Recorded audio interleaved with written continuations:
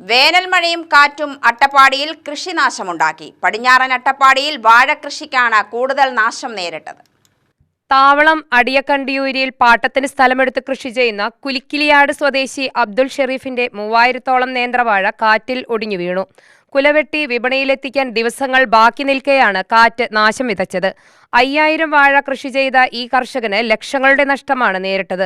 വലിയ തെങ്ങുകളും പ്ലാവും മറ്റു വൃക്ഷങ്ങളും ഒടിച്ചിട്ട കാറ്റ് ഈ പറമ്പിൽ താണ്ഡവമാടുകയായിരുന്നുവെന്ന് കർഷകൻ പറഞ്ഞു. ഇന്നലെ 5-6 മണിക്ക് പോകുമ്പോൾ കുഴപ്പമൊന്നുമില്ല, മഴ വരുന്നുണ്ട്. ഇന്നലെ രാത്രി 7 മണിക്ക് ശക്തമായ കാറ്റും മഴയും വന്നു. അത് കാറ്റടിച്ചിട്ട് നഷ്ടപ്പെട്ടു.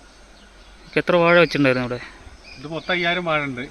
അതിലും കൂടി കൂട്ടിയിട്ട് ഇതിൽ 3200 വാഴയാണ് ഈ ഒരു ഇതിലുള്ള അവിടെ ഉണ്ടായിരുന്നു. 3000 വാഴയും പോയി. ഏകദേശം ഫുള്ളായി. അപ്പോൾ 6-ാം തീയതി വൈകുന്നേരം ഉണ്ടായ ഒരു വലിയ കാറ്റിലും മഴയിലുമാണ് നമ്മുടെ ജല്ലിപ്പാറ, ഉമ്മല, ഓടപ്പെട്ടി പ്രദേശങ്ങളിൽ വ്യാപകമായ ഒരു കൃഷിനാശമാണ് സംഭവിച്ചിരിക്കുന്നത്. ഈ പ്രദേശങ്ങളിലൊക്കെ കർഷകൻ്റെ അല്ലെങ്കിൽ ജനങ്ങളുടെ ഒരു പ്രധാന വരുമാന മാർഗം എന്ന് പറയുന്നത് വർഷാവർഷം കൃഷി ചെയ്യുന്ന നേന്ത്രവാഴയാണ്. അത് ബാങ്കിൽ നിന്ന് ലോൺ എടുത്തിട്ടും അല്ലെങ്കിൽ സ്വർണം പണയം വെച്ചും അല്ലെങ്കിൽ പലിശയ്ക്ക് പൈസ എടുത്തിട്ടൊക്കെയാണ് ഈ കൃഷി ചെയ്യുന്നത്. വാഴ കൊലച്ച ആ സമയത്താണ് ഈ കൃഷിനാശം സംഭവിച്ചിരിക്കുന്നത്. ഇന്നലത്തെ കനത്ത കാറ്റിലാണ് അത് സംഭവിച്ചിരിക്കുന്നത്.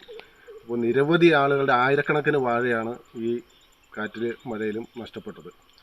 അപ്പോൾ നമ്മൾ സർക്കാരിന് കാലാകാലങ്ങൾ നമ്മൾ സർക്കാരിന് ഇത് അപേക്ഷകൾ കൊടുക്കും. പക്ഷേ സർക്കാരിൻ്റെ ഭാഗത്തുനിന്ന് ഒരു സാമ്പത്തിക സഹായം ലഭിക്കുന്നില്ല.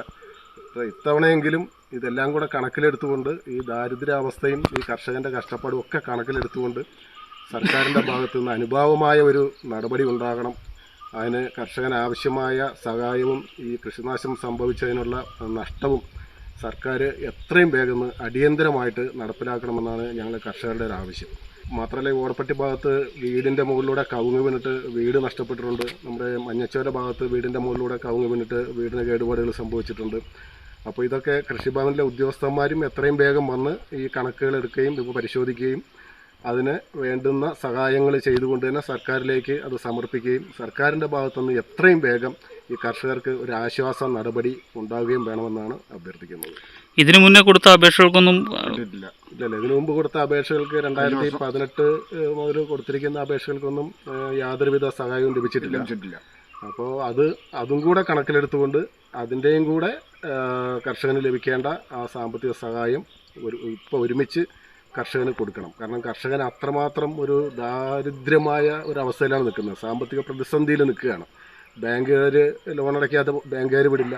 സ്വർണം കൊണ്ട് പണയം വെച്ചത് അത് സമയത്ത് എടുത്തില്ലെങ്കിൽ അത് ബാങ്കുകാർ വിടില്ല. പലിശയ്ക്ക് പൈസ എടുത്തത് കൊടുത്തില്ലെങ്കിൽ അവരും സമ്മതിക്കില്ല. അപ്പോൾ കർഷകൻ അങ്ങനെ ആകെ ഒരു സാമ്പത്തിക ഞെരുക്കത്തിൽ നിൽക്കുന്ന സമയത്താണ് ഇതുപോലുള്ള കൃഷിനാശം സംഭവിച്ചിരിക്കുന്നത്.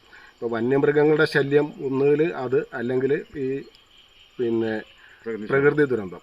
അപ്പോൾ ഏത് രീതിയിലും കർഷകന് മുന്നോട്ട് പോകാൻ പറ്റാത്തൊരു സാഹചര്യമാണ്. അപ്പോൾ സർക്കാരിൻ്റെ ഭാഗത്തുനിന്ന് വളരെ അടിയന്തിരമായിട്ട് തന്നെ ഒരു സഹായ നടപടി ഉണ്ടാകണം. താവളം, പാക്കുളം, വീട്ടിയൂർ, ആനക്കല്ല്, കണ്ടിയൂർ, ഒമ്മല, ഓടപ്പെട്ടി, ജല്ലിപ്പാറ, മഞ്ഞച്ചോല എന്നിവിടങ്ങളിൽ 10,000-ഓളം വാഴ നശിച്ചു. ഓടപ്പെട്ടി ഇമ്മാനുവേൽ, ജല്ലിപ്പാറ മുണ്ടന്മാര പ്രഭാകരൻ എന്നിവരുടെ വീടുകൾക്ക് കേടുപറ്റി. 2018 മുതലുള്ള നാശനഷ്ടങ്ങൾക്ക് ഇതുവരെയും നഷ്ടപരിഹാരം ലഭിച്ചിട്ടില്ലെന്ന് കർഷകർ പറയുന്നു. UTV news, Palakkad.